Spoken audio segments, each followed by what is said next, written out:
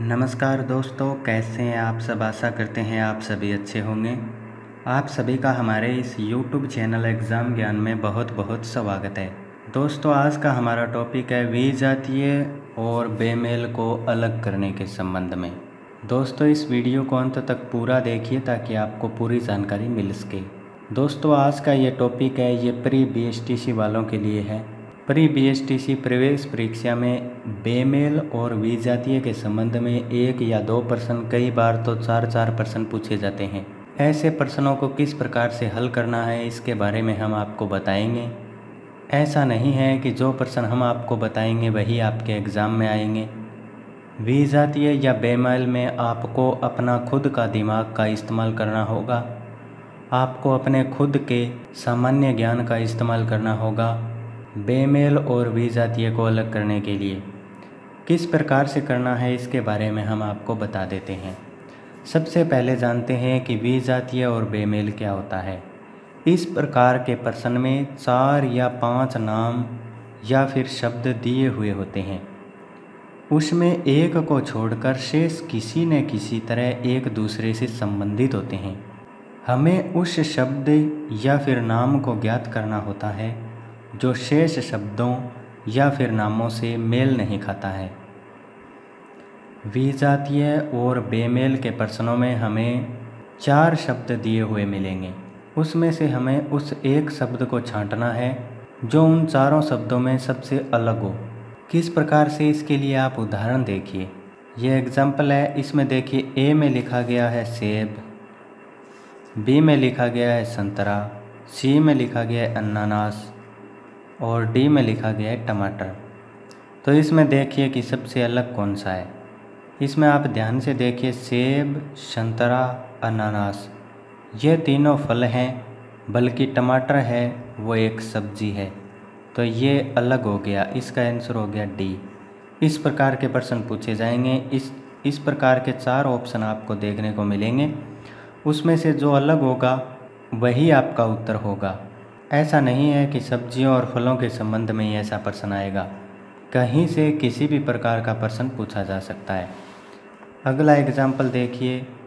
ए में लिखा गया है 31, बी में लिखा गया है 41, सी में लिखा गया है 51 और डी में लिखा गया है 61। 31, 41, 51 और 61।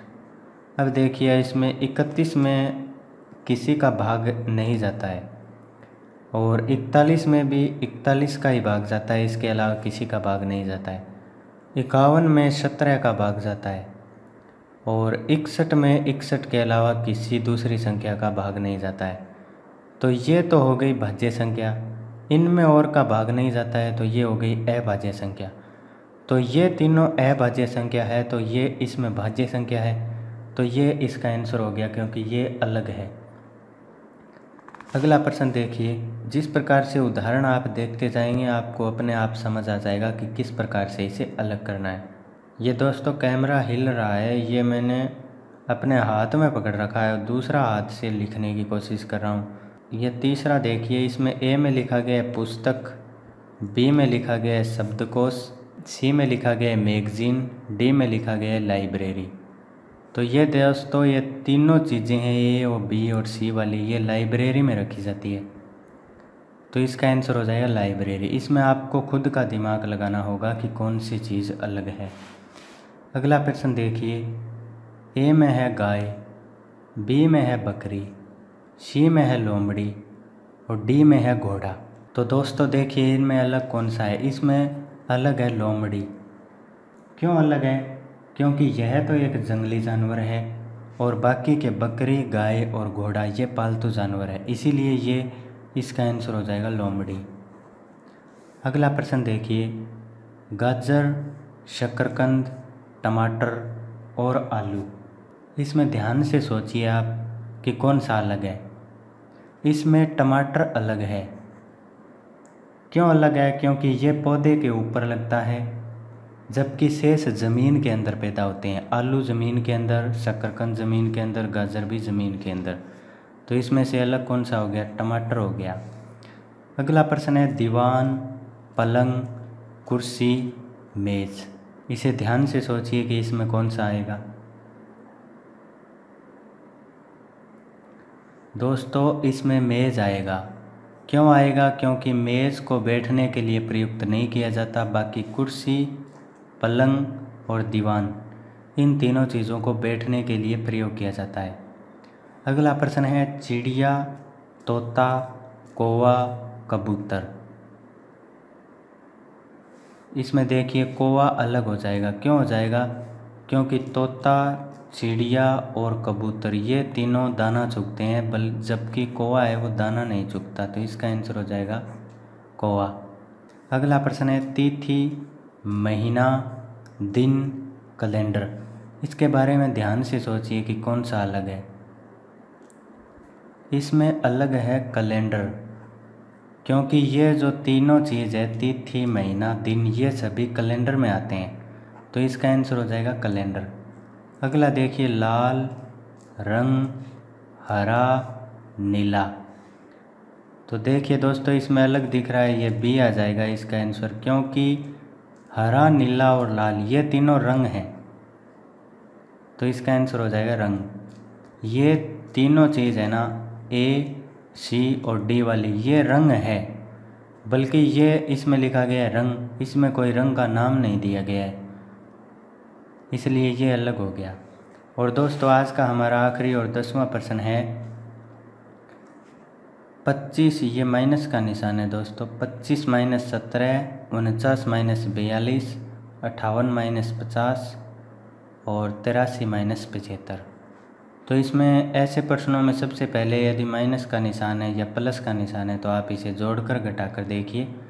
तो इसको घटाते हैं तो इसमें 8 बच गया, इसमें 7 बच गया, इसमें 8 बच गया, इसमें भी 8 बच गया।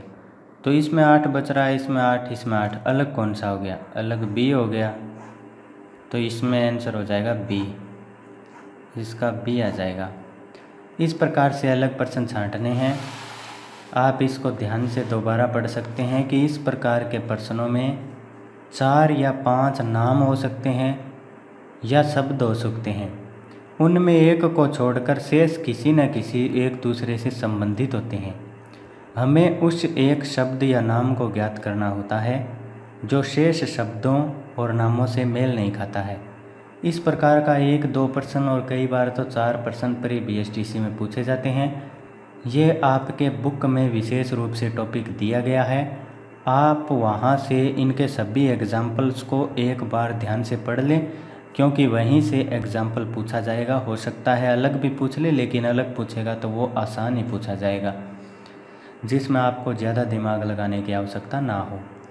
दोस्तों इस टॉपिक को आप क्लियर कर लें। आज ही अपने बुक में देखिए कि विजातीय और बेल मेल का कौन सा टॉपिक है, आप उसके सभी एग्जाम्पल्स को याद कर लें, एक बार निकाल कर देख लें। अगर आपको कोई एग्जाम्पल कठिन लगे जो आपको समझ में ना आए कि ये किस प्रकार से आ गया, तो वो आप हमें इस वीडियो के नीचे कमेंट करके पूछ सकते हैं। मिलते हैं अगले वीडियो में, तब तक के लिए बाय। दोस्तों हमारे चैनल एग्ज़ाम ज्ञान को सब्सक्राइब करना बिल्कुल ना भूलें। धन्यवाद।